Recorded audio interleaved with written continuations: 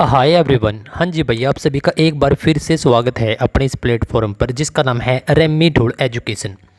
और मेरे प्यारे दोस्तों, हम सीडीपी को हमने टारगेट कर रखा है कि आपके 30 में से 30 नंबर हम बिल्कुल फ्री में लेकर आएंगे। कोई किताब की, किसी भी आपको किसी कोर्स की, पेड कोर्स की कोई आवश्यकता नहीं है। सी टेट यदि आप 2026 को टारगेट कर रहे हो तो आप बिल्कुल सही प्लेटफॉर्म और सही लेक्चर पर आए हो। 2 टेस्ट पहले हम कर चुके हैं, यानी कि 30-30 के 2 सेट, यानी कि 1 से 60 तक हम क्वेश्चन पहले कर चुके हैं। तो आज रहेंगे आपके 61 से लेकर और 90 तक क्वेश्चन। तो भाई आपके 30 में से 30 नंबर 101% लेकर आएंगे। हर एक वीडियो में बोलता हूँ भाई, बिल्कुल हर एक चाहे आप लिख लो इस बात को, हम 101% लेकर आएंगे। तो चलिए आज का लेक्चर शुरू कर लेते हैं भाई। देखिए, हाँ, एक चीज़ ज़रूर कि आप कॉपी पेन साथ में लेकर बैठिएगा और देखिएगा कि आपके कितने क्वेश्चन सही होते हैं और भाई कितने आपके गलत होते हैं। गलत का मतलब ये नहीं कि मैं आपको डिमोरलाइज कर रहा हूँ मेरे प्यारे दोस्तों। एक तो आपको आइडिया हो जाएगा कि अभी आपका क्या स्कोर बन रहा है। दूसरा, जो भी आपके गलत होते हैं तो उनको आप 1-2 बार देख लीजिएगा, आंखों के सामने से निकाल लो, वो पक्के हो जाएंगे। चलिए,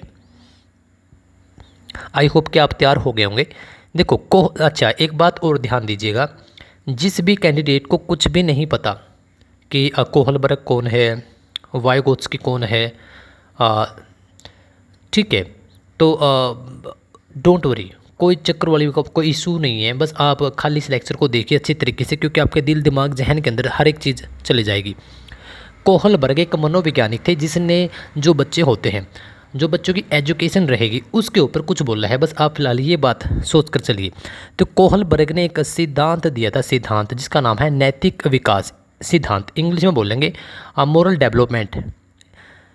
इसके अनुसार जो सिद्धांत दिया है, जब कोई बच्चा समाज के नियमों और कानूनों को बनाए रखने के लिए नैतिक निर्णय लेता है तो वह किस स्तर पर होता है। अब हो सकता है कि आपको यह बात समझ में ना आई हो, तो मैं बता देता हूँ। जो कोहलबर्ग है इसने 3 स्तर दिए हैं। कौन कौन से, इसको काट दो। ये 3 के 3 स्तर कोहलबर्ग के हैं। याद कैसे रखोगे? हिंदी वाले याद करना भाई कि पारंपरिक वर्ड को पकड़ लो। एक पारंपरिक से पहले और एक पारंपरिक के बाद, बीच में पारंपरिक। इंग्लिश में कैसे याद रखोगे? कॉन्वेंशियल, ये वर्ड पकड़ लो। एक पहले आ गया प्री, एक बाद में आ गया पोस्ट। बस ये है।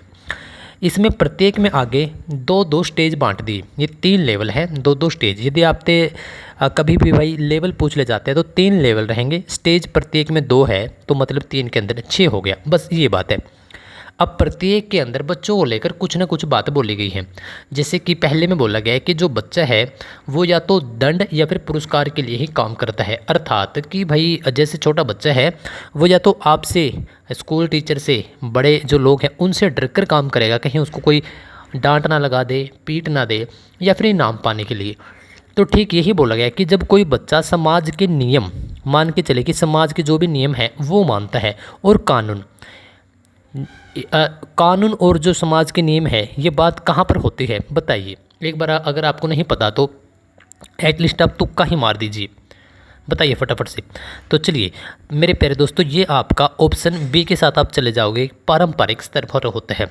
बस आप ये बात ध्यान रखिएगा, पहले में आपका दंड आएगा, दंड, ठीक है। पहले लेवल पर जो पहली स्टेज है, स्टेज 1 में बच्चा दंड या फिर आपके पुरस्कार। नंबर 2 पर आपने देख लिया कि जो समाज है, समाज के नियम मानेगा और जो कानून है उसका पालन करेगा। जो लेवल 3 है उसमें क्या रहेगा, जो देशभक्ति की बातें हैं, ठीक है, इसमें वो रहेगा। चलिए एक बार थोड़ा सा पढ़ते हैं कि इसका पूरा नाम था लॉरेंस कोहलबर्ग। अच्छा, कहाँ से थे ये? अमेरिका से थे। लॉरेंस कोहलबर्ग पारंपरिक स्तर में बच्चा सामाजिक व्यवस्था, नियम कानून और दूसरों की अपेक्षाओं को बनाए रखने के लिए आधार पर सही और गलत का फैसला करता है, ठीक है। वैसे इसके अंदर एक स्टोरी भी आती है, हिंज की स्टोरी, ठीक है। वो दवाइयाँ चुराता है क्योंकि उसकी पत्नी बीमार थी। अब जब ये स्टोरी सुनाई गई तो बच्चों से पूछा गया क्या उसने सही किया या गलत किया। तो चलिए बहरहाल हम आगे बढ़ते हैं। अगला क्वेश्चन मेरे प्यारे दोस्तों आपका, राष्ट्रीय शिक्षा नीति 2020 NEP हम इसको बोलते थे हैं, मतलब कि नेशनल एजुकेशन पॉलिसी 2020। अब तक कुल कितनी आपकी NEP आई है? 3। पहले कब आई थी? पहले आप याद करो 1968। दूसरी, इस 68 को घुमा दो, क्या बन गया? 86, 1986। और तीसरी अभी आई है 2020 के अंदर। तो जो यह है आपकी NEP आई है, इसके अनुसार शिक्षा का प्राथमिक ध्यान निम्नलिखित में से किस पर होना चाहिए? अगर आपको कुछ नहीं भी पता, आप एक बात का ध्यान रखेंगे, जो बच्चा है उसके अनुसार आपको हर एक चीज़ ध्यान में रखकर बतानी है, बच्चे को सेंटर में रखना है। चलिए, और इसमें कुछ नेगेटिव वर्ड भी होते हैं, जैसे कि केवल, रटना, ये सारे के सारे आपके नेगेटिव वर्ड हैं। अब हम 2020 की जो एनईपी है उसके अनुसार प्राथमिक जो शिक्षा है उसका प्राथमिक ध्यान किसके ऊपर बेस्ड होनी चाहिए? केवल परीक्षा के लिए अंक प्राप्त करना, तो केवल तो एक नेगेटिव वर्ड है भाई, इसको काट देना। वैसे आपका क्या रहेगा, एक बार आप खुद बताओ। ऑप्शन बी कि रटन, अधिगम और अभ्यास। रटना, रोट सिस्टम, ये नहीं है भाई, ठीक है। तो ये तो पहले भी नहीं था, अब भी नहीं है। पाठ्य पुस्तक को हूबहू याद करना। अगर मैं आपको बोल दूं कि आपका सीटेट है और मैंने आपको 10,000 प्रश्न दे दिए और बोल दिया कि आप इनको अच्छे तरीके से आप हूबहू लिख के आना है, क्या ऐसा हो सकता है? नहीं, क्योंकि जो मोस्ट इंपॉर्टेंट होते हैं, जो ज़रूरी होते हैं, वही हमें याद करने होते हैं, जो प्रैक्टिकल होते हैं। वैचारिक समझ, अंडरस्टैंडिंग आपकी, और जो आलोचनात्मक सोच है, क्रिटिकल जो थिंकिंग है, उसका विकास करना। तो आप ऑप्शन सी के साथ चले जाओगे भाई, ठीक है। तो option C is the right answer कि बच्चों के अंदर उस प्रकार की समझ व सोच डेवलपमेंट करना, उसका विकास करना क्रिटिकल, कि वो आगे से उसके बारे में कुछ सोच भी सके। खाली जो आपने हूबहू बातें बता दी तो वो नहीं होगा। तो आप ऑप्शन सी के साथ चले जाओगे, बिल्कुल ठीक है। एनईपी क्या बताते हैं कि जो रटने के जो सिस्टम है उसको आप, एक नेगेटिव वर्ड है उसके साथ आप कभी नहीं जाएंगे। क्रिटिकल थिंकिंग, कंसेप्चुअल अंडरस्टैंडिंग, इनका क्या मतलब है कि कंसेप्ट को समझाना। जैसे कि हम एक छोटा सा एग्जांपल लेते हैं कि जैसे बारिश कैसे होती है। एक तो हम वैसे किताबों से परिभाषाएं बता दें, दूसरा पूरा का पूरा कंसेप्ट बताएं कि जो आपके ये आपका कौन सा जो क्या बोलते हैं उसको, कि देखिए ये आपकी पृथ्वी है और यहाँ पर आपके कुछ ये सारे के सारे आपके मंडल हैं। जैसे पहला मंडल है आपका, फिर अक्षोभ मंडल, फिर आपका दूसरा मंडल, फिर तीसरा मंडल, फिर चौथा मंडल। अगर हम इनको प्रैक्टिकल बताएं कि साहब ये आपका पहला मंडल है अक्षोभ मंडल, इसके अंदर बिजलियाँ कड़कना, मौसम से जितने भी आंधी तूफान जितने भी होंगे तो वो सारी की सारी यहाँ घटनाएं होंगी। दूसरे में आपका क्या रहेगा, परत है ये एक्चुअल में, ठीक है। तो दूसरे में आपके हवाई जहाज़ उड़ेंगे। ये पहले की आपकी ऊंचाई रहेगी 18 किलोमीटर, दूसरे की 18 से 50 किलोमीटर तक, यानी कि उसकी 32 किलोमीटर की ऊंचाई है। तो इस प्रकार से हम कंसेप्ट के द्वारा उनकी समझ को और विकसित कर सकते हैं। चलिए अगला प्रश्न आपका, क्वेश्चन नंबर 3, बताइए इनमें से कौन सा कथन क्रिएटिविटी के संदर्भ में सबसे उपयुक्त है? क्रिएटिविटी को हिंदी में हम सृजनात्मकता बोलते हैं कि सृजनात्मक बच्चे हमेशा पढ़ाई में अव्वल होते हैं। ऑप्शन बी, सृजनात्मकता का सीधा संबंध अपसारी चिंतन यानी कि आपका डाइवर्जेंट थिंकिंग से है। सृजनात्मक बच्चे केवल एक ही दिशा में सोच सकते हैं। सृजनात्मकता केवल कला और संगीत तक ही सीमित है। बताइए आपका क्या है, उसके बाद फिर मैं बताता हूँ। तो देखिए मेरे प्यारे दोस्तों, जहाँ पर आपको रटना, केवल, इस प्रकार के वर्ड मिले कभी भी, तो आप उसको डायरेक्ट काट दो। देखो जो क्रिएटिव बच्चे होते हैं केवल क्या संगीत में होते हैं? नहीं भाई, वो आपके स्पोर्ट्स में भी हो सकते हैं, लिखने में भी हो सकते हैं, तो ये गलत हो गया। सृजनात्मक यानी जो क्रिएटिव बच्चे हैं केवल एक ही दिशा में सोच सकते हैं, गलत, क्योंकि क्रिएटिविटी का मतलब ही 360 डिग्री पर सोचना है। सृजनात्मक बच्चे हमेशा पढ़ाई में अव्वल होते हैं, क्या ऐसा हो सकता है? नहीं हो सकता, क्योंकि क्रिएटिविटी एक अलग चीज़ है और पढ़ाई में एक अव्वल आना वो एक अलग चीज़ है। तो आपका ऑप्शन ए भी कट गया।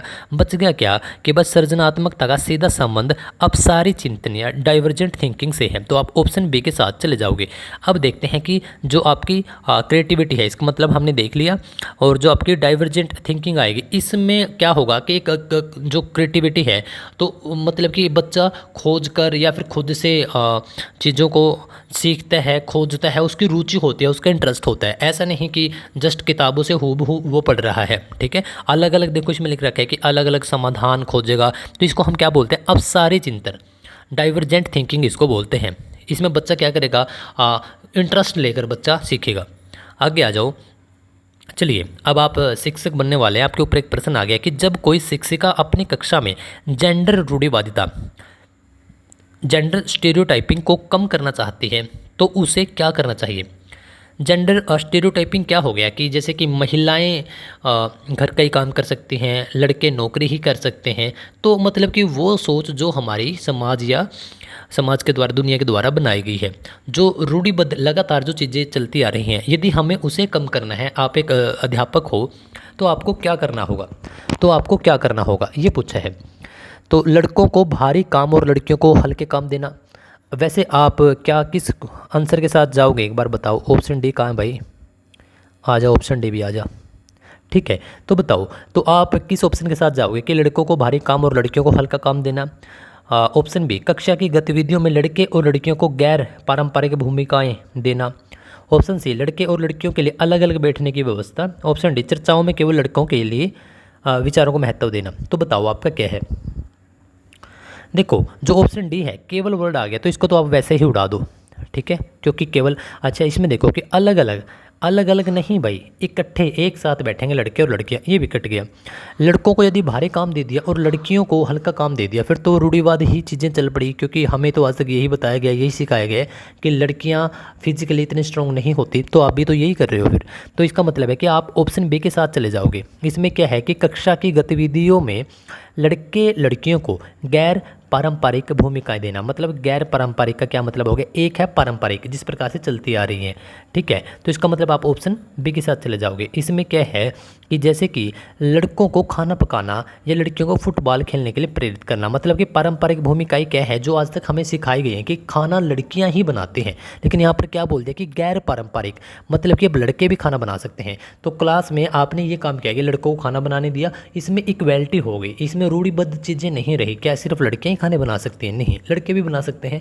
क्या केवल लड़के ही अब बाहर जाकर खेल सकते हैं? नहीं, आज के टाइम पे लड़कियां भी खेल रही हैं, जो कि बहुत अच्छी बात है। इसमें क्या हो रहा है भाई? आपका रूढ़िवादिता, जो आपके स्टीरियोटाइपिंग चीज़ें हैं वो कम हो रही है।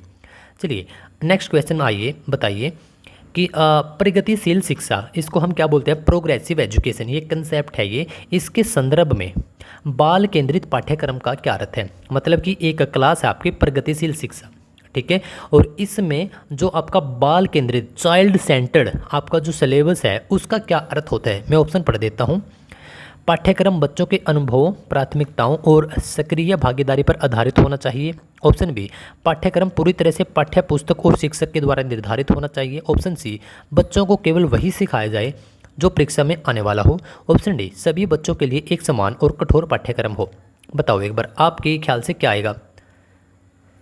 तो देखो, केवल वर्ड आ गया तो इसका मतलब है भाई ये तो नेगेटिव वर्ड है, निकाल दो। रटना, रूट सिस्टम आ गया, कठोर आ गया, ये भी आपका एक नेगेटिव वर्ड है, इसको भी अब आप यहाँ से निकाल दो। तो ऑप्शन सी और ऑप्शन बी, भाई आपने दोनों के दोनों निकाल दिया, ऑप्शन सी और ऑप्शन बी। इसका मतलब ऑप्शन सी भी नहीं आ सकता और ऑप्शन बी भी आपका नहीं आ सकता। तो अब कौन सा बच गया आपके पास? ऑप्शन ए और ऑप्शन बी, ठीक है।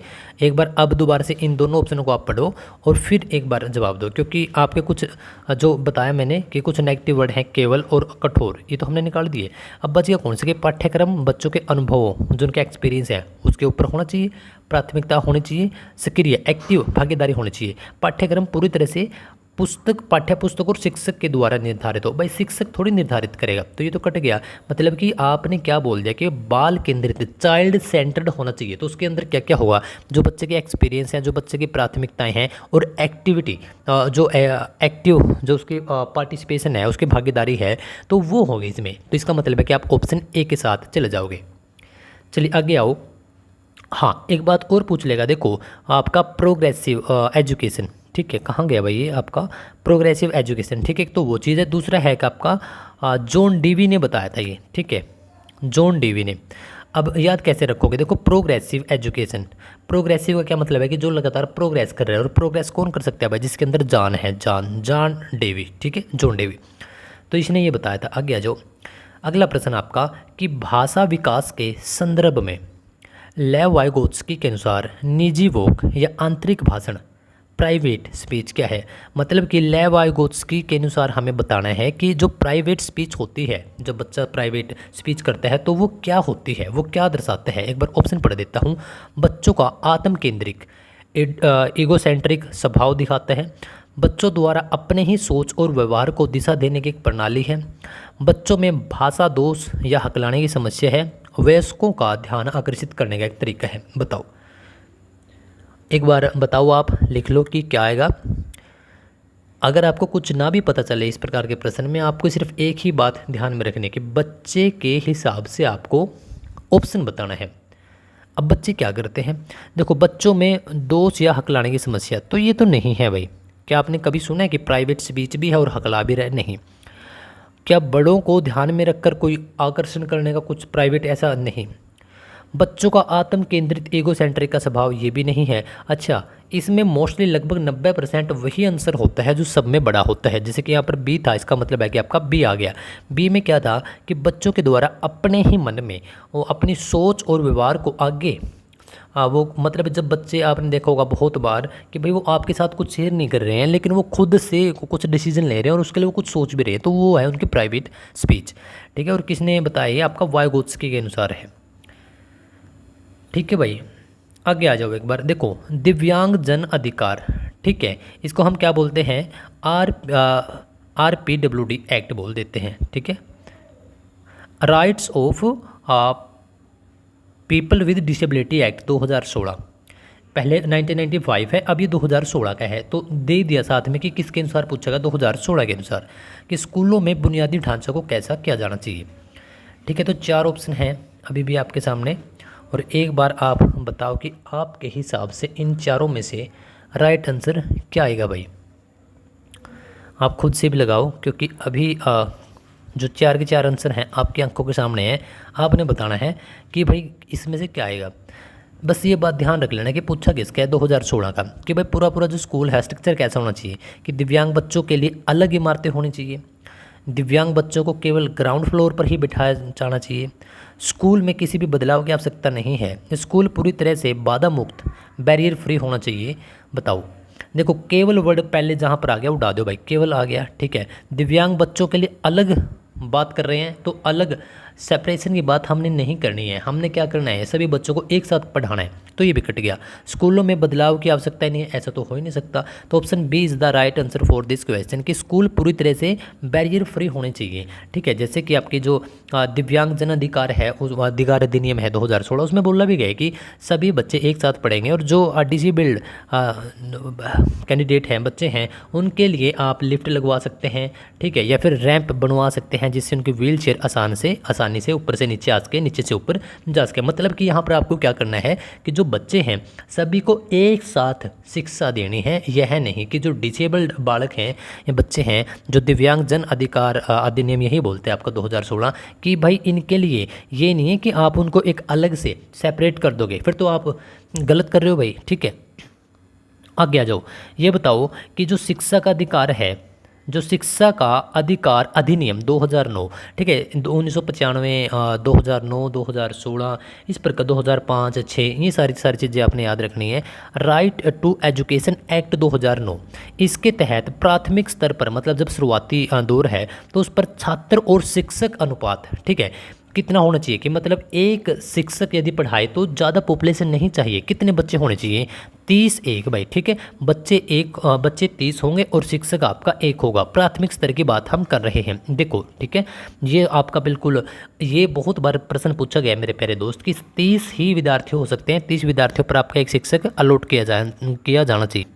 ठीक है भाई, तो आप ये चीज़ें अच्छे प्रकार से ध्यान रखोगे, क्योंकि मेरा एक ही टारगेट है मेरे प्यारे दोस्त, कि ये जस्ट जो क्लास है, ठीक है, यही आपके लिए बहुत ज़्यादा बेनिफिशियल होनी चाहिए। यदि आप यहाँ पर आए हो तो मैं आपको काफ़ी अच्छे तरीके से सलीके से आपके दिल दिमाग जहन के अंदर सारी चीज़ें डालने का काम करूँगा। रेमिडहुड यहाँ पर पीछे आपको लिखा भी दिख रहा है, और यही भाई मेरा काम है कि आपको फ्री ऑफ कॉस्ट आपके 30 में से 30 नंबर आपके आएंगे भाई, आएंगे। ठीक है, देखो डिसलेक्सिया, अच्छा डिसलेक्सिया है क्या भाई, डिसलेक्सिया, देखो आपका ये बच्चा लैक कर रहा है, डिसलेक्सिया, लैक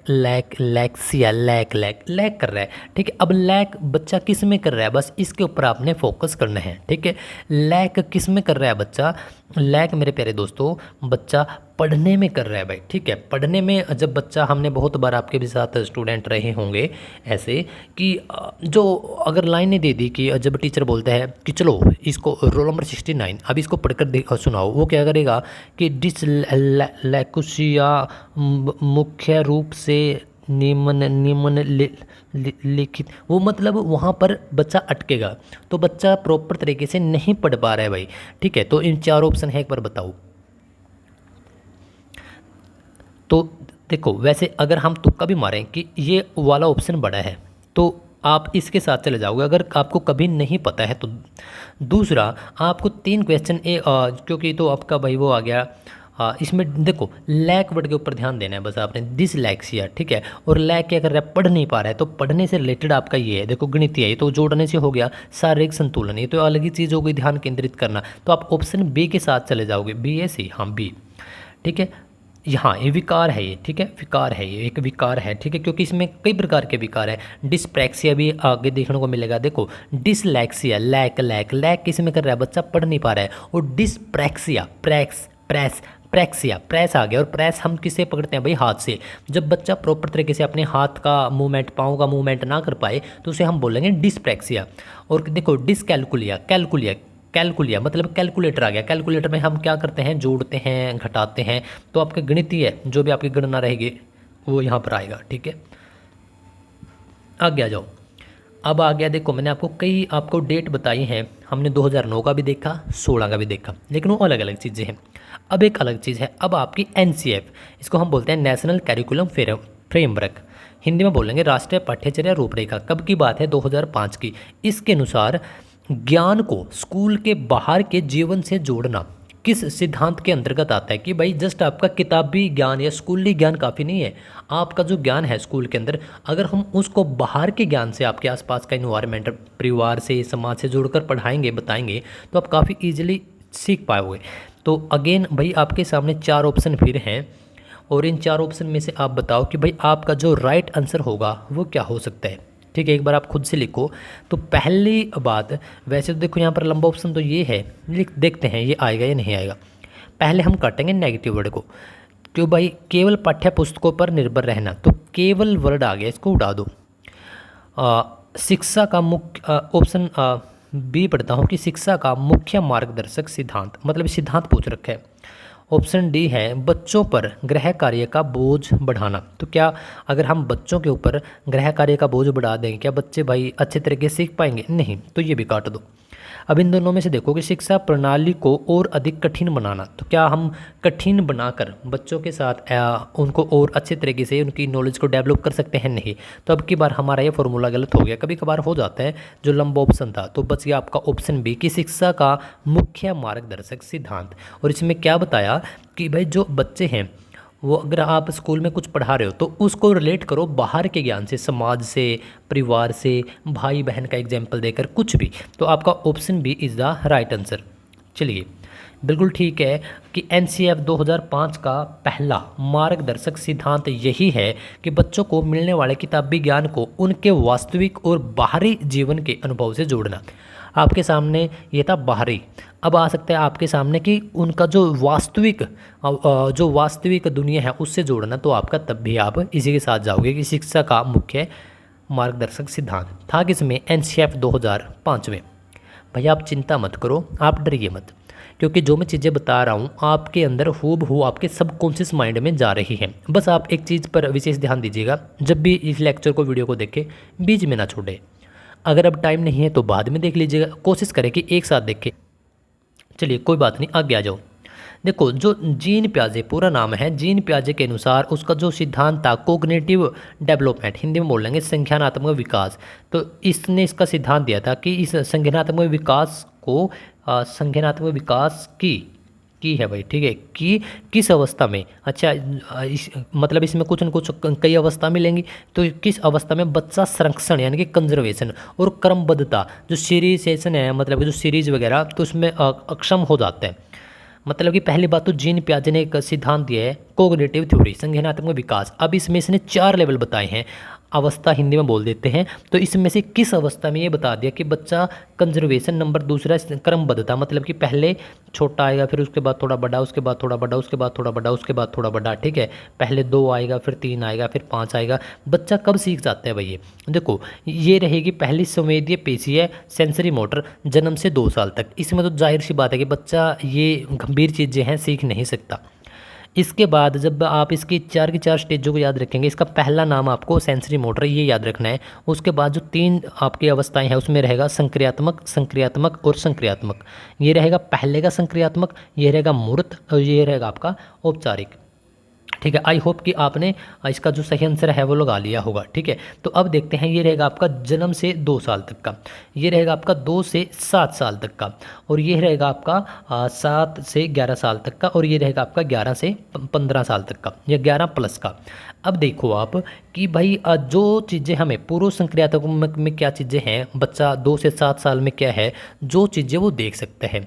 इसमें बच्चा को कंजर्वेशन का नहीं पता, या फिर सीरीज वो क्रमबद्ध तरीके से नहीं लगा सकता, तो आप जाओगे मूर्त के साथ। इसमें क्या है, कॉन्क्रेटिव ऑपरेशन, इंग्लिश में भी आपको नाम याद रखना है। इसमें जाओगे आप 7 से 11 साल, आप ऑप्शन सी के साथ चले जाओगे। क्यों? क्योंकि साहब इसमें जो बच्चों की आंखों के सामने नहीं है, तो बच्चा अब उन चीज़ों को भी देख सकता है। अगर मैंने बता दिया, अगर मैंने बच्चे से पूछा कि फटाफट बताओ कि 2, 8 और 11 इसमें सबसे पहले कौन आएगा, तो बच्चा बोलेगा कि सर 2 आएगा, फिर 8 आएगा, फिर 11 आएगा। लेकिन अगर यही चीज़ मैं इस उम्र में बच्चे से पूछता हूँ, अर्थात आपकी 2 से 7 साल तक का पूछता हूँ, तो बच्चा क्या पता ये बोल देगा कि सर पहले 11 आएगा, फिर 2 आएगा, फिर 8 आएगा, क्योंकि अब बच्चों को नहीं पता। लेकिन यहाँ पर ऑप्शन सी के साथ हम लोग गए हैं भाई, हमने देख लिया। बस छोटी छोटी बातें हैं, आपको ये ध्यान रख लेनी है कि 7 से 11 साल तक का समय है संरक्षण। ठीक है, अब कंजर्वेशन और उनको आकार के बढ़ते घटते क्रम में मैंने आपको बताई दी। आगे आ जाओ, ये बताओ कि भाई आपका सीखने के रूप में आंकलन, assessment for learning, has learning, for learning नहीं, यहाँ पर एज लर्निंग है। इसका मुख्य तत्व निम्नलिखित में से कौन सा है? एक बार ऑप्शन पढ़ देता हूँ, आपको आसानी हो जाएगी। कि भाई मतलब जो बच्चे का असेसमेंट करते हैं, असेसमेंट का मतलब हो गया आंकलन, कि बच्चे ने अब तक कितना सीखा है, कितना कहाँ पर खामियां हैं, जो ये सारी चीज़ें देखते हैं टीचर, तो इसका मुख्य उद्देश्य क्या होता है? और तो ये देखते हैं कि इसका मुख्य उद्देश्य यह है कि शिक्षक के द्वारा छात्रों का अंतिम मूल्यांकन करना। क्या भाई इसके बाद नहीं करेंगे वो? इसका ऑप्शन सी है कि बोर्ड परीक्षाओं का आयोजन करना। ऑप्शन डी है कि छात्रों के अंकों की तुलना दूसरों से करना। तो ये तो गलत बात है, दूसरों के साथ, हम दूसरे बच्चों के साथ तुलना करना एक नेगेटिव वर्ड है, तो ये तो नहीं होगा। बोर्ड परीक्षाओं का आयोजन करना, क्या सिर्फ जब बोर्ड की परीक्षाएं होंगी तभी बच्चों का असेसमेंट करेंगे? नहीं, ये भी गलत है। शिक्षक के द्वारा छात्रों का अंतिम मूल्यांकन करना, क्या शिक्षक सिर्फ अंतिम मूल्यांकन करते हैं, पहले नहीं करेंगे? बिल्कुल करेंगे, तो ये भी आपका गलत। और बच गया ऑप्शन बी कि शिक्षक के द्वारा स्वयं के सीखने की प्रक्रिया पर आत्मचिंतन, सेल्फ रिफ्लेक्शन, ठीक है, करना।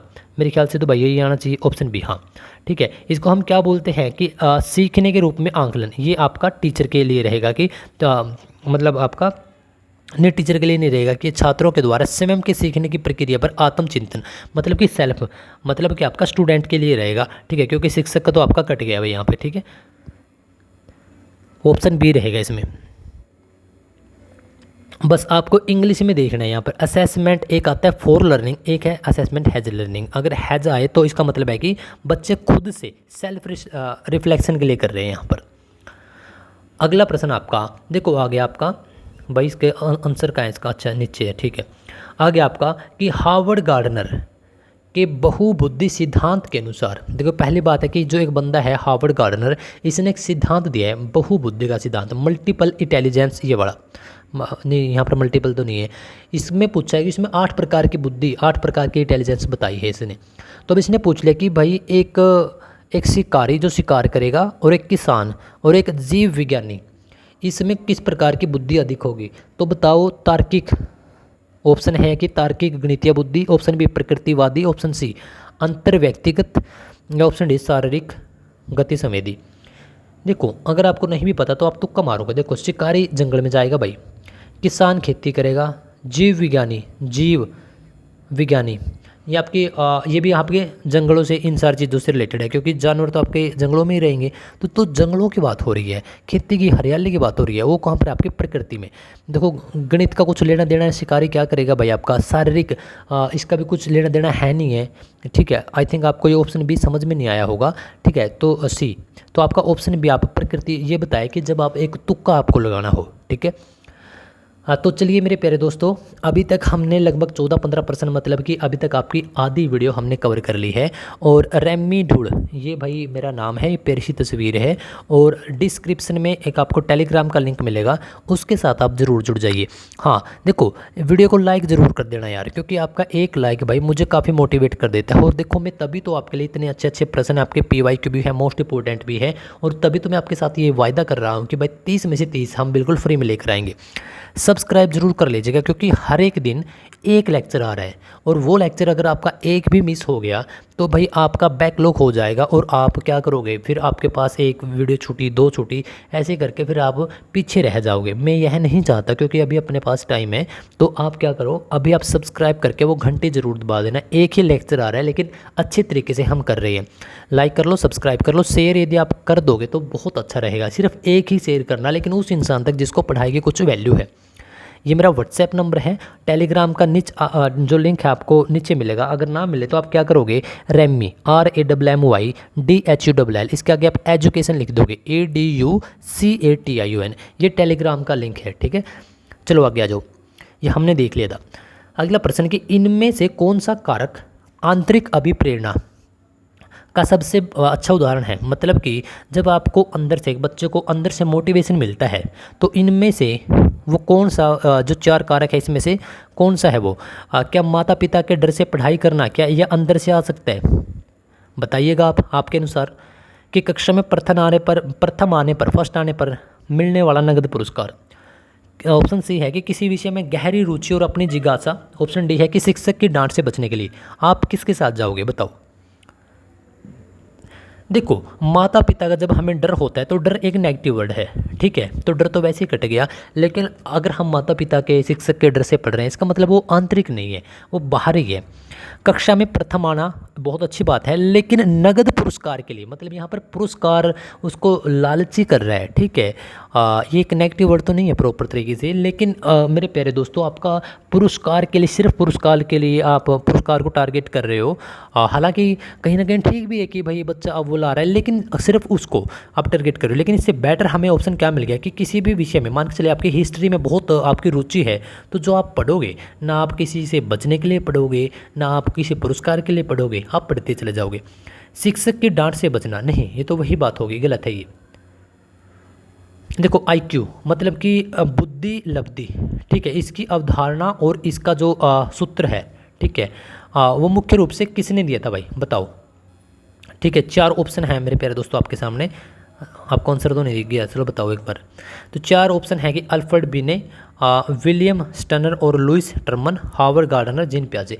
तो जीन पियाजे को तो यार आप वैसे उड़ा दो, क्योंकि हार्वर्ड गार्डनर, इन्होंने क्या किया, इसने मल्टीपल इंटेलिजेंस की थ्योरी दी है, और इसने पूरा एक कंसेप्ट दिया है, ठीक है, एक कॉग्निटिव का। तो ये तो वैसे कट गए। आप ऑप्शन ए और बी में कन्फ्यूज हो सकते हो, क्योंकि इस बंदे का भी कुछ ना कुछ तो भाई योगदान था, लेकिन यहाँ पर लंबा ऑप्शन यानी कि आपका बी आपका चला जाएगा भाई। देखो नीचे देख लेते हैं, तो आपका ऑप्शन बी के साथ हम चले जाएंगे, विलियम स्टनर और लुइस टर्मन, ठीक है। अच्छा, इसने क्या किया था, क्वेश्चन दोबारा पढ़ता हूँ कि जो आपका IQ है, IQ इसका एक तो कंसेप्ट, ठीक है, जो IQ का कंसेप्ट है, और इसका मानकीकृत रूप, ठीक है, जो आपका सूत्र दिया था, सूत्र क्या है इसका, ये वाला सूत्र भाई, ठीक है। आपका मानसिक आयु मतलब कि आपकी मेंटल एज बटा में आपकी वास्तविक आयु, क्रोनोलॉजिकल आपकी उम्र, मल्टीप्लाई 100। तो यह आपका प्रश्न हर बार आता है यहाँ पर। ये भी प्रश्न आपका दे देगा कि एक बच्चे की कि भाई एक बच्चे की उम्र है मेंटल, कि उसकी एक बच्चे की मानसिक उम्र है 12, जो उसकी क्रोनोलॉजिकल उम्र है वो है 6, मतलब जो रियल वास्तविक उम्र है। तो बताओ उसका IQ कितना होगा। अब आप इसको काट दो, 6 कम 6, 6 दूनी 12, 100 गुणा 2, 200, तो उसका भाई 200 होगा, ठीक है। ये आपका हर बार एक प्रश्न आता है भाई। इस फॉर्मूले को आप लिख लीजिएगा, अगर आप नए कैंडिडेट हैं, आपको नहीं पता तो इस स्टार्टिंग किसने किया था, देखो पूरा कंसेप्ट किसने दिया था, विलियम स्टर्न और आपका लुइस टर्मन ने। याद कैसे रखोगे आप, याद कैसे रखोगे, बताओ। देखो यहाँ पर आ गया विलियम, यहाँ पर आ गया एक तो टर्मन, ठीक है, एक आपका स्टर्न। तो दोनों नाम में आपके 3 अक्षर हैं और आधा ऊपर है। बस आप इस बात को ध्यान रखिएगा कि दोनों भाई थे। वैसे आप ट्रिक बना लो, लेकिन भाई नहीं थे भाई, ठीक है। हम ट्रिक बना रहे हैं कि इन दोनों का सरनेम एक जैसा है, यहाँ पर टर्मन है, यहाँ पर स्टर्नर है, ठीक है। जब भी इन दोनों की बात आती है तो इन दोनों ने मिलकर क्या किया था, आपका MA/CA, ठीक है। देखो यहाँ पर हमने एक जैसा लगा थोड़ा, तो यहाँ पर भी तो आपका थोड़ा एक जैसा है, M और CA। यहाँ पर भी तो आपका थोड़ा एक जैसा है, M और C का ही तो फर्क है, ये तो कॉमन है। तो कब की बात है कि भाई इसने 1916 में इस फॉर्मूले को विकसित किया था। आपसे डेट पूछ लेगा, आपसे इसका बंदों का नाम पूछ लेगा, आपसे फॉर्मूले का सूत्र पूछ लेगा, या उम्र देकर कुछ भी IQ निकालना पूछ लेगा, या IQ दे दिया फिर आपकी उम्र पूछ लेगा, ठीक है। जैसे कि वो दे दिया कि भाई IQ 200 है, और जो जो वो है, हाँ, मानसिक उम्र है उसकी 12 साल है। तो बताओ बच्चे की रियल एज क्या होगी। तो मतलब आपको इसी प्रकार से फिर कट करना है। हमने मान लिया x, ठीक है, मल्टीप्लाई जब 100 करते हैं तो हमारी रियल क्या आएगा, इसके सामने 200 लिखना है तो 20 से 20 कट गया, ठीक है। यहाँ पर 2 है, यहाँ पे 6 कट गया, ठीक है। तो भाई आपका क्या आ गया, आपका 12, नहीं सॉरी 6 आ गया, 6 आ गया, ठीक है। तो विकास के देखो दो चीज़ें हैं, एक तो ये तो आपका पूरा विकास है, विकास को इंग्लिश में हमने बोलते हैं डेवलपमेंट। आपका वोम टू टोम, जब आप माँ के पेट में होते हो तब से लेकर गर्भ तक चलेगा। इसके बीच में एक फैक्टर और है जी, मतलब कि ग्रोथ, ये एक टाइम पर जाकर रुक जाएगा। 22, 23, 25 साल में जब आपकी वृद्धि है, वो आपकी वृद्धि का क्या मतलब है, हाइट से, वजन से, ठीक है। तो मतलब कि आपकी ये सारी चीज़ें रुक जाती हैं। जैसे कि अगर कोई 6 फीट का है तो वो 6 का रहेगा भाई, ऐसा नहीं कि वो पूरी ज़िंदगी उसकी हाइट बढ़ती रहेगी। एक्सेप्शनल केस 1-2 हो सकते हैं, सबके साथ नहीं है। तो विकास के बारे में हमने बताना है कि इसमें से कौन सा सत्य है कि विकास केवल आनुवंशिकता पर निर्भर होता है। केवल वर्ड आ गया भाई, काट दो पहले ही। वैसे आप किस ऑप्शन के साथ चले जाओगे, बताओ एक बार, कि विकास की गति सभी बच्चों में बिल्कुल एक समान होती है। ऑप्शन सी, विकास हेरिडिटी और पर्यावरण का मेल है, या विकास का एक निश्चित आयु के बाद पूरी तरह रुक जाता है। किसके साथ जाओगे। देखो एक तो केवल वर्ड आ गया, ये तो हमने काट दिया भाई। विकास तो पूरी ज़िंदगी चलेगा, तो ये एक उम्र के बाद रुकेगा क्यों, ये भी गलत हो गया। विकास की गति सभी बच्चों में बिल्कुल एक समान नहीं होती भाई, ये भी गलत हो गया। इसका मतलब क्या है कि विकास हेरिडिटी और पर्यावरण, तो देखो हेरिडिटी आपका बना भाई H से और इन्वायरमेंट आपका बढ़िया E से, तो E गुणा H, ठीक है, बराबर है आपका D। मतलब कि आपका विकास बराबर है heredity multiply intelligence, sorry environment, ठीक है। इनका इंट्रैक्शन, अतःक्रिया। देखो डिसकैलकुलिया, बताओ सीधी सी बात है कि डिसकैलकुलिया, इसके अंदर आ गया कैलकुलेटर, और कैलकुलेटर में आप क्या करोगे, गणनाएं करोगे। गणना कहाँ पर है, ऑप्शन बी में है, ठीक है। इसमें इतना टाइम नहीं लगाना, ये 2 सेकंड का प्रश्न था, ठीक है। तो भाई आपको बस ऐसे ही ऑप्शन से उत्तर से भी आप डायरेक्ट उठा सकते हो। आगे आगे एक बंदा था एरिक्सन, इसके मनोसामाजिक, ठीक है, साइकोसोशल जो आपका विकास, इसका जो सिद्धांत है इसने दिया था, साइको सोशल डेवलपमेंट का जो सिद्धांत है वो दिया था एरिक्सन ने। इसके अनुसार किशोरावस्था एडोलसेंस का मुख्य संकट क्या है, बताओ भाई, बताइए एक बार कि क्या है। विश्वास बनाम अविश्वास, पहचान बनाम पहचान भ्रांति, स्वायत्ता बनाम श्रम, या आपके उत्पादकता बनाम स्थिरता। देखो स्थिरता तो 12 से 18 की होती है आपकी किशोर अवस्था, इसमें कौन स्टेब्लिश हो सकता है, स्थिर तो नहीं हो सकते। विश्वास ये चीज़ें नहीं है। पहचान बनाम पहचान भ्रांति, मतलब कि आइडेंटिटी क्राइसिस, कि भाई मैं कौन हूँ, मैं क्यों हूँ, और यहाँ पर उसका मेरा क्या रोल है। इस प्रकार की चीज़ें हैं जो कि आपके ऑप्शन बी के साथ आप चले जाओगे, बिल्कुल ठीक है। आगे आ जाओ, बच्चों के समाजीकरण सोशलाइजेशन की प्राथमिक एजेंसी इनमें से कौन सी है। विद्यालय, शिक्षक, परिवार और माता पिता, धार्मिक संस्थाएं, जनसंचार माध्यम। मतलब कि जब बच्चा, देखो बच्चा जब जन्म लेगा उसके दिमाग में कुछ नहीं है, लेकिन वो आराम आराम से समाज का हिस्सा बनेगा। लेकिन समाज का हिस्सा मेरे प्यारे दोस्तों वो बनेगा कैसे एक्चुअल में, तो जाहिर सी बात है भाई, स्टार्टिंग में तो मम्मी पापा होंगे, परिवार होगा, तो आप ऑप्शन बी के साथ चले जाओगे, ठीक है। इसमें कुछ ज़्यादा सोचने की बात नहीं है भाई, क्योंकि आप आपके घर में देख सकते हैं, अगर किसी के बच्चा हुआ है या थोड़ा बड़ा हो गया है या होने वाला है, तो ध्यान दीजिएगा कि जो बच्चे होते हैं उसको नहीं पता कि भाई वो समाज का हिस्सा भी बनेगा या नहीं बनेगा। वो स्टार्टिंग में क्या बोलेगा, माँ माँ, पा, फिर आगे चलकर पा, दा। तो क्योंकि यार हम ही उसे सिखा रहे हैं, तो माता पिता ही उसके पहले शिक्षक हैं, परिवार ही उसका पहला शिक्षक है। विद्यालय, शिक्षक, जो आपके मीडिया है, धार्मिक संस्थाएं, ये सभी क्या हैं आपकी उसके विकास में भूमिका ही निभाती हैं। ये सेकेंडरी, थर्ड, इस प्रकार के जो सोर्स हो सकते हैं, लेकिन आपका प्राथमिक सोर्स आपका option B is the right answer. आगे आ जाओ, देखो आगे आपका सतत एवं व्यापक मूल्यांकन, CCE में व्यापक कॉम्प्रिहेंसिव शब्द का क्या अर्थ है। मेरे प्यारे दोस्तों बताओ एक बार, क्या केवल शैक्षणिक विषयों की साल में एक बार परीक्षा लेना, छात्र के शैक्षिक और सह शिक्षक दोनों पक्षों का मूल्यांकन करना, केवल लिखित परीक्षाओं के अंकों को जोड़ना, गृह कार्य के आधार पर बच्चों को पास करना। तो बताओ सबसे पहले जो आपका सतत है, सतत मतलब कि लगातार, कॉन्टिन्यूसली, व्यापक मूल्यांकन मतलब कि आपका हर एक प्रकार से आपका मूल्यांकन होता है। इस जो आपका कॉम्प्रिहेंसिव, जो आपका व्यापक, ठीक है, इस कंसेप्ट में इसमें क्या है, केवल तो एक नेगेटिव वर्ड है, पहले ही हटा दो भाई। क्या केवल एकेडमिक, मतलब कि अगर किसी के अंक बहुत अच्छे आ रहे हैं तो क्या आप उसको ये क्या करें, साल में हर साल में सिर्फ एक बार परीक्षा लेना, तो ये तो गलत है। क्योंकि अगर आपको कुछ पता ही नहीं है, अगर आप क्या ट्रीट करोगे या बच्चों को किस प्रकार से आप हैंडल करोगे। बच्चों के नए एडमिशन हो गए, कोई 10th क्लास में, कोई 8th में, कोई 12th में है, और अब बच्चों के आप बिल्कुल एंड में एक ही बार परीक्षा ले रहे हैं, आप कैसे जज कर लोगे बच्चों को, कैसे उनका मूल्यांकन कर लोगे कि भाई कौन पास है कौन फेल है, किसको क्या आता है, नहीं कर सकते आप। केवल देखो ये भी एक नेगेटिव वर्ड है कि लिखित परीक्षा के अंकों को जोड़ना, नहीं भाई। गृह कार्य आप घर पे काम दे दे तो आपका ऑप्शन ये बच गया कि आपका जो शैक्षिक जो और सहशिक्षिक, मतलब कि आपका बच्चों की खेल कूद और बच्चों के कल्चरल एक्टिविटी और बच्चों का जो पढ़ाई का काम है, इन सारी चीज़ों को मिलाकर फिर ही आपको आपका CCE के अंदर आता है सतत व्यापक मूल्यांकन। तो option B is the right answer. ठीक है, आगे आ जाओ। अल्बर्ट बंडूरा, ठीक है साहब, चलिए इनके बारे में अगर आपको नहीं पता तो आप खाली नाम ध्यान रखिएगा कि अल्बर्ट बंडूरा के सामाजिक अधिगम सिद्धांत यानी कि सोशल लर्निंग थ्योरी, पहले था साइको सोशल, अब है आपका सोशल लर्निंग, वो अलग था ये अलग है। ठीक है, तो इसमें क्या बोल दिया, कैसे याद रखोगे, देखो अल्बर्ट बंडूरा, ठीक है, इसमें क्या बोल दिया, सोशल लर्निंग, ठीक है, सोशल लर्निंग थ्योरी, इसके अनुसार बच्चे मुख्य रूप से कैसे सीखते हैं। कोई भी आपका मनोवैज्ञानिक हो, बोली सबने लगभग 90% सेम बात है कि बच्चों का जो विकास है उसी के अनुसार पाठ्यक्रम होना चाहिए, उसी के अनुसार इन्वायरमेंट होना चाहिए, उसी के अनुसार स्कूल होना चाहिए, उसी के अनुसार सारी की सारी चीज़ें होनी चाहिए। ठीक है, तो इसमें भी आपका वही रहेगा कि बच्चों को दंड नहीं देना चाहिए, बच्चों को रटकर सिस्टम नहीं होना चाहिए बच्चों, तो ये सारे की नेगेटिव वर्ड है। तो इसमें देखा कि पुरस्कार और दंड के माध्यम से, तो भाई तो आप वैसे अच्छा एक बार आप क्या करोगे इसका लगाओ, दूसरों के व्यवहार को देखकर उसका अनुकरण करना, किताबों को बार बार रटना, केवल उद्दीपक अनुक्रिया के संबंध से। कहाँ चला गया भाई, एक बार रुको भाई, चलो आगे हम देखो। तो बताओ, देखो दंड देना, पुरस्कार देना, पुरस्कार और दंड के माध्यम से, मतलब तो ये तो गलत बात है। किताबों को क्या हम रट कर ही बच्चों को याद करवाएंगे, गलत बात है भाई।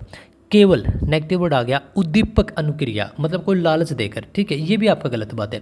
दूसरों के व्यवहार को देखकर उनका अनुकरण, ठीक है, अनुकरण आपका करना, मॉडलिंग करना, ठीक है, एक प्रकार से अनुकरण का मतलब होता है उसको, जैसे शिक्षक कुछ लिख रहा है तो उसके साथ साथ बच्चे भी लिख रहे हैं, मतलब ठीक है, तो अब ये सीख रहे हैं बच्चे। अब इसमें हमने 3 आपके जो ऑप्शन थे उनको आपने एलिमिनेट कर दिया, लेकिन आप ऑप्शन बी के साथ चले जाओगे।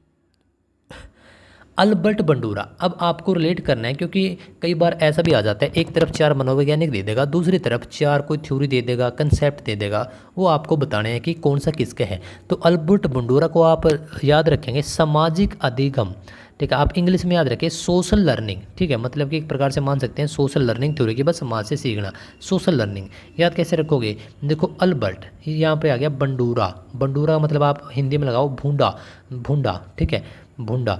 आपे बोल दिया करा भाई कि अबे यार तेरी शक्ल बहुत ही भुंडी है भाई, भुंडी मतलब कि बत्र है, बहुत ही मतलब भुंडी, ठीक है। और अगर कोई भुंडा इंसान है जिसकी शक्ल अच्छी नहीं है तो क्या भाई समाज का हिस्सा नहीं है, बिल्कुल है। तो वो भी तो समाज से सीख रहा है यार, सोशल लर्निंग, लर्निंग वर्ड को पकड़ लो यहाँ पर, सोशल समाज लर्निंग सीखना, तो वो भी समाज से सीख रहे हैं और हम भी समाज से सीख रहे हैं। क्या वो कोई स्पेशल अलग एलियन आते हैं उसको सिखाने के लिए, अगर किसी की हम जिसको हम भुंडा बोल देते हैं वैसे हमें बोलना नहीं चाहिए, कोई होता भी नहीं है, ठीक है। आगे आ जाओ, हाँ देखो इसका ऑप्शन बी बिल्कुल ठीक था कि दूसरों के व्यवहार को देखकर कि बंडूरा के अनुसार बच्चे अपने आसपास के लोगों के व्यवहार का को ऑब्जर्वेशन इंग्लिश में याद कर लेना कि उनको सीखते हैं अर्थात उनकी नकल करते हैं, ठीक है। आगे आ जाओ, देखो आपका प्रगतिशील कक्षा है, प्रोग्रेसिव क्लासरूम है, ठीक है, किसने बताया था, जॉन डीवी ने कंसेप्ट दिया था। तो उसमें बैठने की व्यवस्था कैसी होनी चाहिए, पूरी तरह से तय होनी चाहिए कि भाई नंबर 1 पर यही बैठेगा, नंबर 2 पर वही बैठेगी, या और अपरिवर्तनीय होनी चाहिए कि बदल ना सके। ऑप्शन बी की गतिविधियों और समूह के अनुसार लचीली फ्लेक्सिबल होनी चाहिए, या ऑप्शन सी बच्चों को उनकी जाति या रैंक के अनुसार बिठाना चाहिए, ऑप्शन डी केवल शिक्षक के सामने ही बच्चों की बेंच होनी चाहिए। तो बताओ आपके अनुसार क्या आएगा भाई, बताइए एक बार। देखो केवल वर्ड आ गया उड़ा दो, केवल आ गया तो उड़ा दो, ठीक है। पूरी तरह तय फिक्स नहीं होनी चाहिए, ये भी उड़ा दो। बच्चों को उनकी जाति, यार जाति पाति रैंक ये नहीं करना भाई, ठीक है। गतिविधि और समूह के अनुसार लचीली फ्लेक्सिबल होनी चाहिए, किसमें है ये आपकी प्रोग्रेसिव एजुकेशन में, मतलब हम ऑप्शन बी के साथ जा रहे हैं। इसमें क्या कर सकते हैं कि बच्चे ग्रुप वर्क कर सकते हैं, ठीक है, बच्चे ग्रुप में भी बैठ सकते हैं इसमें। अगला क्वेश्चन फिर इसी से है कि समावेशी कक्षा में एक शिक्षक, अगर आप कल शिक्षक बनते हैं भगवान की दया से, कि शिक्षक को व्यक्तिगत शैक्षणिक योजना IEP के प्रति क्या दृष्टिकोण रखना चाहिए। चलिए देखते हैं कि इसे पूरी तरह से अनदेखा कर देना चाहिए, क्या ऐसा हो सकता है भाई? ऑप्शन बी है कि इसे सक्रिय यानी कि एक्टिव रूप से तैयार और क्रियाबंद करना चाहिए, लागू करना चाहिए। ऑप्शन सी, इसे केवल विशेष बच्चों के लिए उस पर सीमित रखना चाहिए। ऑप्शन डी, इसे लागू करने से बचना चाहिए। बताओ भाई, आप एक बार आंसर दो, बताओ। देखो केवल वर्ड का है, ये आ गया, काट दो भाई। इसको पूरी तरह से अनदेखा, क्या टीचर अनदेखा कर सकता है? काट दो, गलत है। इसे लागू करने से बचना चाहिए, क्यों बचेगा एक टीचर? बल्कि टीचर तो इसको प्रॉपर तरीके से आपका एक्टिव होगा, इसको लागू करेगा, तो आप ऑप्शन बी के साथ चले जाओगे। ठीक है, ठीक है। आईईपी इसकी फुल फॉर्म भी पूछी जा सकती है। ठीक है, इंडिविजुअलाइज्ड या आपके इंडिविजुअल भी अकेला मिल सकता है एजुकेशन प्रोग्राम। ठीक है, यानी कि विशिष्ट आवश्यकताओं के अनुरूप यह बनाई जाती है। ठीक है, अगर मान के चलो कि एक क्लास है, ठीक है, और इस क्लास में कुछ बच्चे आपके बिहार से आ रहे हैं, कुछ बच्चे आपके यूपी से हैं, कुछ दिल्ली से हैं। तो दिल्ली के बच्चे हो सकता है कि थोड़े एडवांस हो, बिहार और यूपी के उस मामले में थोड़े एडवांस ना हो, क्योंकि ग्रामीण पृष्ठभूमि उनकी रही होगी। तो क्या एक शिक्षक अब एडवांस तरीके से ही पढ़ाएगा, या फिर आईईपी इंडिविजुअल एजुकेशन पॉलिसी या प्रोग्राम इसको लागू कर सकता है कि जो बच्चे थोड़े पीछे रह चुके हैं, मैं उनको भी आगे लाने के लिए उन्हीं के लेवल पर, अर्थात उनके आसपास की चीज़ों के एग्जाम्पल देकर उनको मैं समझाऊँ। तो आईईपी के अंदर आती हैं ये सारी की सारी चीज़ें जिसको बहुत ज़्यादा ज़रूरत होती है, लेकिन क्लास एक ही है, शिक्षक एक ही है। ठीक है, मेथड आप चेंज कर सकते हो। इनमें से कौन सा संवेग यानी कि इमोशन छात्रों के सीखने की प्रक्रिया पर नकारात्मक प्रभाव डालेगा? यानी बच्चे जब सीख रहे हैं तो उनको उनमें वो पॉजिटिव नहीं, पॉजिटिविटी या सकारात्मकता नहीं, नकारात्मक जो नेगेटिव इफेक्ट है वो डालेगा। नीचे से शुरू करता हूँ मैं कि गर्व या आत्मसंतुष्टि, क्या भाई एक नेगेटिव है कि किसी बच्चे को अपने आप पर गर्व हो रहा है या वो सेटिस्फाई है? सीखने का आनंद, अगर कोई बच्चा पूरे जोए के साथ, पूरे आनंद के साथ, पूरी रुचि के साथ सीख रहा है, क्या एक नेगेटिव है? अत्यधिक जिज्ञासा, कोई बच्चा बिल्कुल क्यूरियोसिटी है उसके अंदर, जिज्ञासा है कि जो भी आज टीचर पढ़ाएंगे उसको मैं काफ़ी अच्छी तरीके से सीखूंगा, क्या ये नेगेटिव है? अत्यधिक चिंता और परीक्षा का डर, क्यों वो बहुत ज़्यादा टेंशन में है, चिंता में है कि मैं पास होगा या फेल होऊंगा, या फिर ये नेगेटिव है? बताओ चारों में से आपका नेगेटिव वर्ड क्या रहेगा?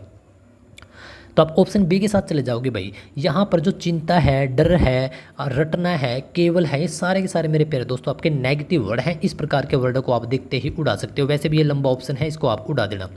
आगे आ जाओ, पोर्टफोलियो। अच्छा, पोर्टफोलियो क्या होता है भाई? जिसमें आपके हर एक सब्जेक्ट के अंक होते हैं, जो भी आपने टेस्ट दिए होते हैं, आपकी जो अदर एक्टिविटी होती हैं, अगर कोई स्टूडेंट पार्टिसिपेट करता है गेम में, खेलने में, कल्चरल एक्टिविटी में, तो उसका पूरा पूरा एक रिकॉर्ड होता है इसके अंदर, इसको हम बोल देते हैं पोर्टफोलियो।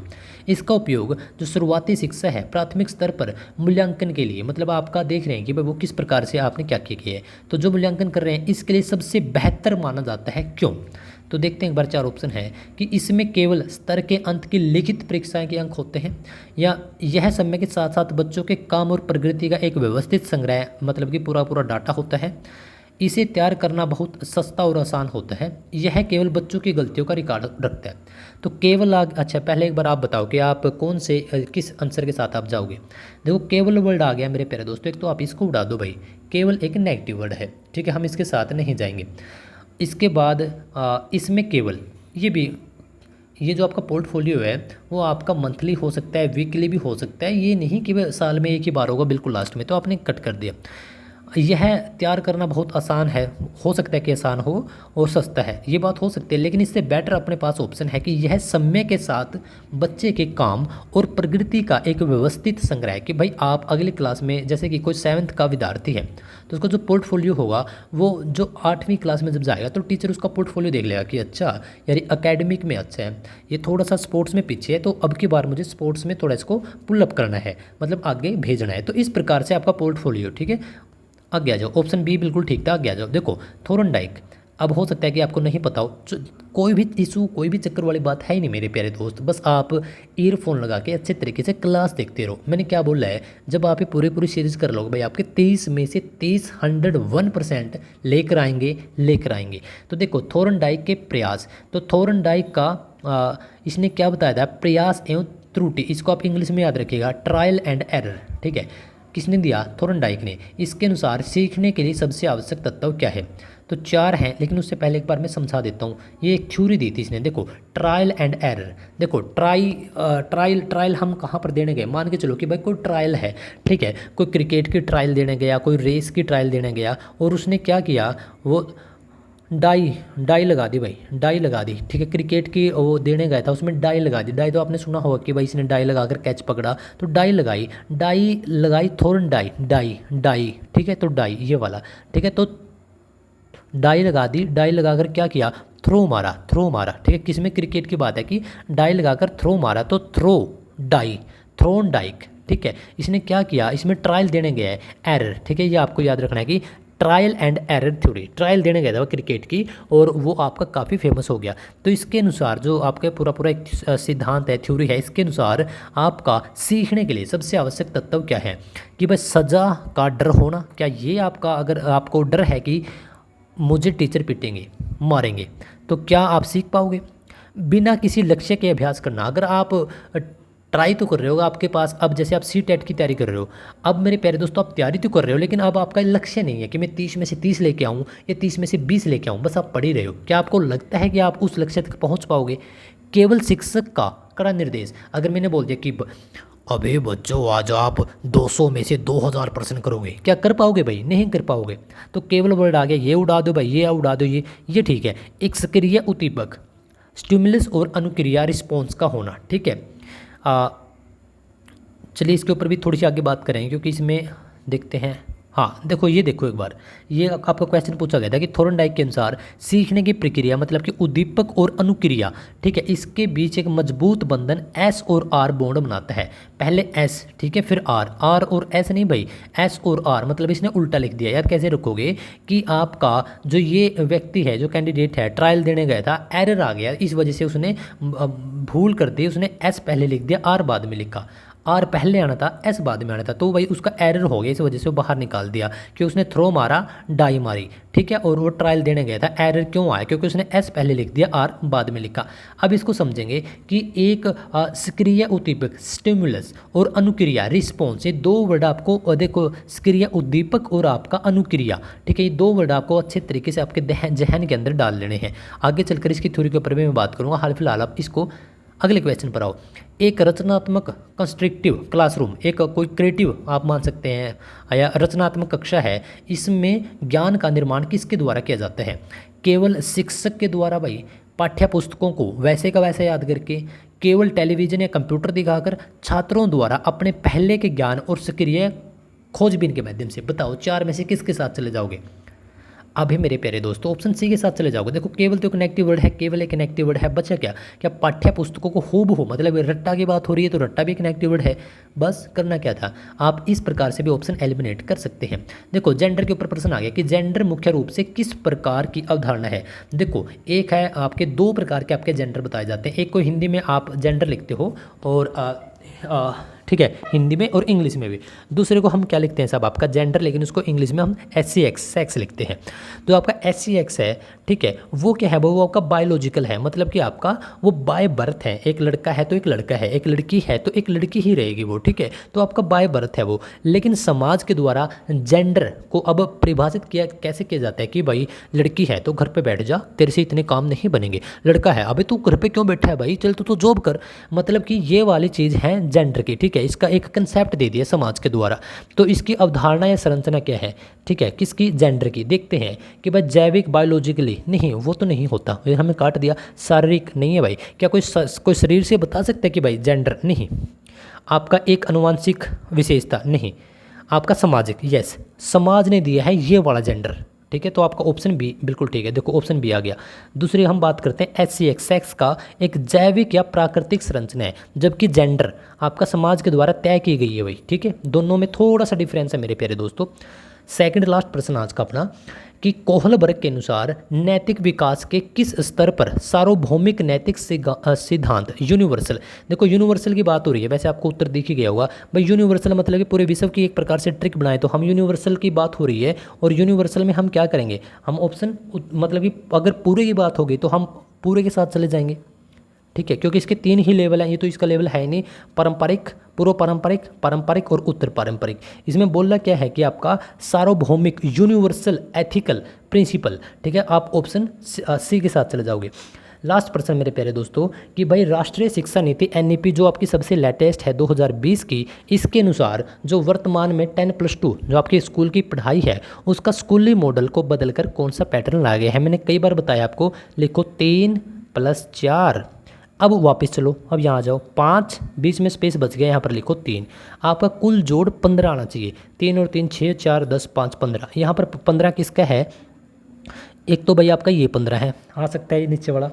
2 और 3 5 और 4 9 और 5 14, ये कट गया, उड़ा दो। 4 3 7 और 4 11 5 16, ये भी कट गया। ये कि 3 3 6 4 10 5 15, मतलब या तो ये आएगा या फिर ये आएगा। लेकिन हमने क्या देखा कि लास्ट में 4 आएगा, बीच में डबल 3 आएगा, पहले 5 आएगा। तो भाई इसका मतलब ये आपका गलत है, option A is the right answer. ठीक है भाई, A is the right answer. चलिए मेरे प्यारे दोस्तों, 5 साल को इसने क्या बोल दिया आपका बेसिक, इसके बाद 3 आपका प्री प्रियोरिटी और आपका 3 मिडिल और लास्ट का 4 9 10 11 12 सेकेंडरी। ठीक है, तो चलिए आपके आज का जो लेक्चर है वो हो जाता है भाई आपका फिनिश। और अगर जिस भी दोस्त ने अभी तक भाई लाइक नहीं किया है तो एक लाइक ज़रूर कीजिएगा, क्योंकि मैंने आपको क्या बोल रखा है कि भाई आपके 30 में से 30 नंबर आपके सीडीपी में, आप यदि सीटेट की तैयारी कर रहे हो 2026 की, 27 की, 28 30 32 50, आप कभी भी इस वीडियो पर, इस लेक्चर पर, इस प्लेटफॉर्म पर यदि पहुँचे तो ये मेरा वायदा है कि आप स्टेट की तैयारी कर रहे हो, सीटेट की तैयारी कर रहे हो, कि 30 में से 30 भाई हम लेकर आएंगे बिल्कुल फ्री में। कोई किताब की ज़रूरत नहीं है, कोई आपको कोर्स की ज़रूरत नहीं है, कोई आपको पेड कोर्स की ज़रूरत नहीं है।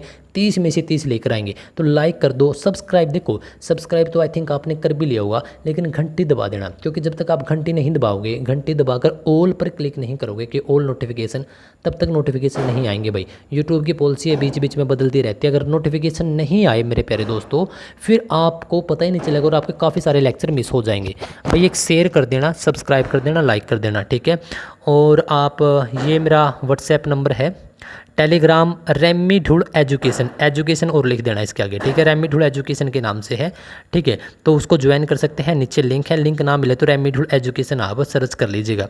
बताओ वीडियो कैसी लगी और बताओ कि आज किसके कितने नंबर आए हैं 30 में से। हिजक नहीं, झिझक नहीं, ठीक है। बिल्कुल अच्छे तरीके से बताना है, चाहे आपके 5 आए हों, चाहे आपके 29 आए हो, कोई इशू चक्कर वाली बात नहीं। 30 में से 30 आपके हम लेकर आएंगे बिल्कुल फ्री में। तो लाइक शेयर सब्सक्राइब कर दो, बताओ नंबर कितने हैं। मिलते हैं अगले लेक्चर में, ठीक है भाई।